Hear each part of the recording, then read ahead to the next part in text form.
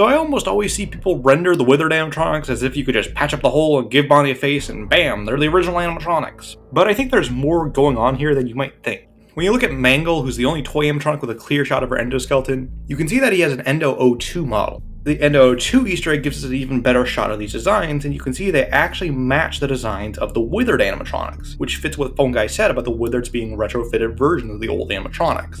This would also explain the name Endo 02. The Endos 01s were the withered animatronics' original intended skeletons. They were just reworked to fit the old costumes into these new skeletons that the toy animatronics use. They are the first endoskeletons.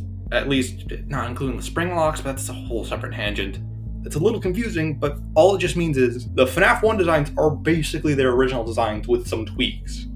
Now, admittedly, that isn't that interesting on its own. It's just kind of lore filler.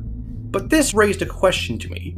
If the endoskeletons could be exchanged while the suits were still possessed, does that mean the souls could also be exchanged without any issues? I mean, at least as Scott originally intended, what the hell was this whole thing of souls being bound to metal?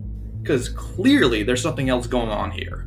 Remnant heavily implies this idea that you could take and melt down the metal, and that's where the souls come from, and you could put those in new suits and transfer those souls to sort of soul slushy material. The issue with that as portrayed in FNAF 2 and 3 is it's always the masks and costumes being portrayed as important, even arguably in FNAF 1. It's all about the scent of the mask. It's about the mask being dropped and falling to the floor. It's about the glowing eyes. It's all about that stuff. It makes you wonder, huh? Wait, when the hell did this become about the endoskeletons? Is this a Silverized exclusive concept? Well, it is true that in Silverized, it's all about a silvery metal. The games never specify it is metal. It says it's a malleable substance, which made me wonder, is there something else going on with possession than what the books are implying? Like I said, if we rewind to FNAF 3, it really seems to be all about the masks, how the masks get burned and destroyed, which is what the FNAF 3 ending is in my opinion. Why Happiest Day takes 30 years to happen is because the masks need to be destroyed for them to be free. They just need to have closure before they are freed. Now, I could see an argument where you could say that endoskeletons and costumes are both equally important. There's an issue with this. The shells of the fun times are irrelevant. It's just about their endoskeletons. It's about innards. It's about the whole baby leaving and forming her own trash pile parts and claw arm. All of that is what's important to the sister location animatronics. Then there's the fact that William could just kind of leave the Springtrap costume or something, or at least something like that has to happen in all continuities, where he can just kind of leave and keep going somehow.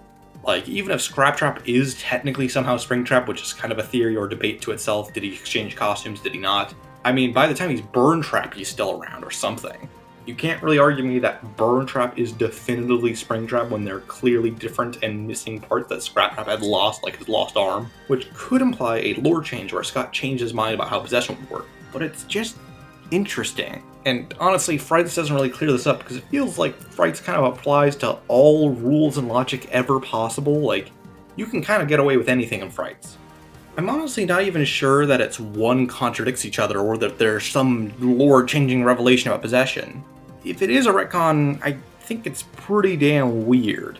But hey, there's stranger things to be talked about. I think it could just be that Remnant and possession is more complicated than anyone gives it credit. I think something Scott's trying to get at is that William and Phineas are trying to rationalize it. They're trying to create science in something that has no science.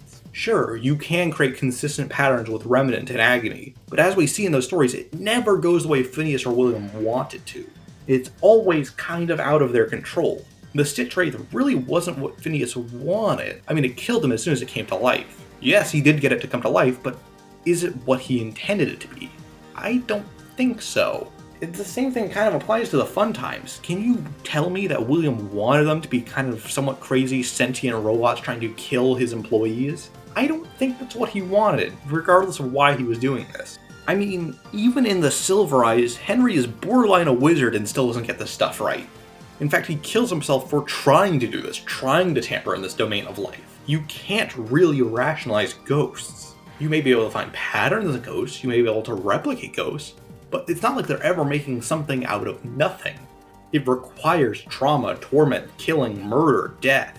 It really is just people who think they're kind of scientists, people who think they understand what's going on, and trying to give it rules, and they never really succeed. They always kind of fail, just in a different way.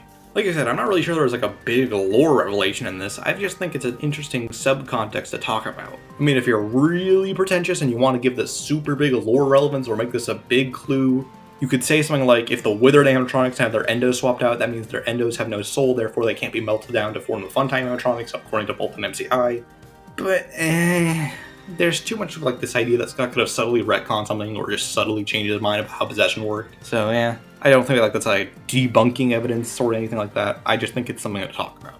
And that's what I'm getting at here. Maybe I'm totally off in this whole Phineas and William don't understand remnant or possession, but at least it's an interesting thing to talk about because it is a clear change at some point in the series where Scott decides that in the first 3 games, it's all about the costumes and the mask and the glowing and all that, but in the last few, it's really just about the metal.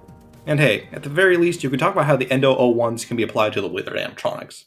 Bye!